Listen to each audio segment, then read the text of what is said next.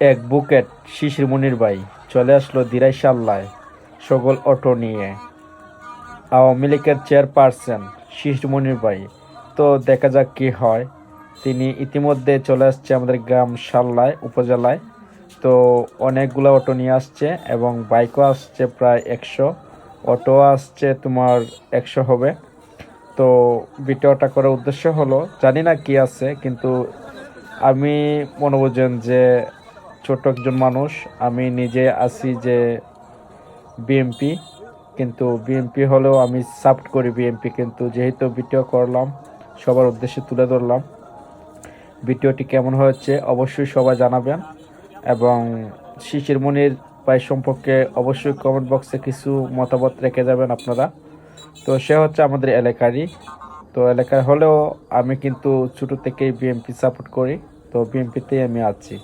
তো যাই হোক,